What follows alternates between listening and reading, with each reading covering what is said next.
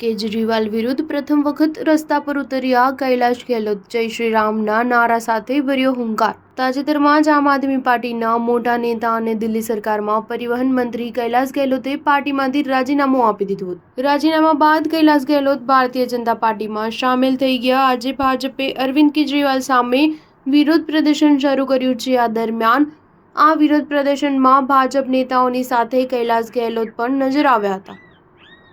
આ પહેલી વખત છે જ્યારે કૈલાશ ગેહલોત દિલ્હીના પૂર્વ મુખ્યમંત્રી અને આમ આદમી પાર્ટીના સંયોજક વિરુદ્ધ રસ્તા પર ઉતર્યા છે।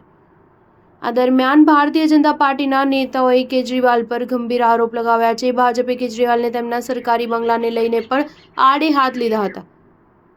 આજે જ્યારે દિલ્હીના પૂર્વ મંત્રી કૈલાશ ગેહલોત કેજરીવાલ વિરુદ્ધ રસ્તા પર ઉતર્યા ત્યારે જય શ્રી રામના નારા સાથે હુંકાર ભર્યો અને ભારે ભીડમાં લોકોને સંબોધિત કર્યા હતા। આ પહેલી વખત છે જ્યારે દિલ્હી સરકારના પૂર્વ મંત્રી કૈલાશ ગેહલોત પોતાના પૂર્વ નેતા પર ભ્રષ્ટાચારના આરોપ લગાવતા રસ્તા પર વિરોધ પ્રદર્શન શરૂ કર્યું છે।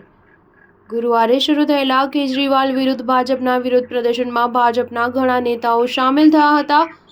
કૈલાશ ગેહલોતની સાથે સાંસદ મનોજ તિવારી, કમલજીત સહેરાવત, વિજય ગોયલ અને વિરેન્દ્ર સચદેવાએ પણ તેમાં ભાગ લીધો હતો। આ તમામે કેજરીવાલ પર ભ્રષ્ટાચારના ગંભીર આરોપ લગાવ્યા છે અને તેમની પાસે જવાબ માંગ્યો છે। વિરોધ પ્રદર્શન દરમિયાન ભાજપના નેતાઓએ કેજરીવાલની લાઇફસ્ટાઇલને લઈને ગંભીર આરોપ લગાવ્યા હતા। ભાજપના નેતાઓએ કહ્યું કે કેજરીવાલે ચૂંટણી લડવા પહેલા વચન આપ્યું હતું કે હું સરકારમાં આવ્યા બાદ પણ સાદું જીવન જીવીશ અને મોંઘી કાર તથા મોંઘા બંગલામાં નહીં રહી।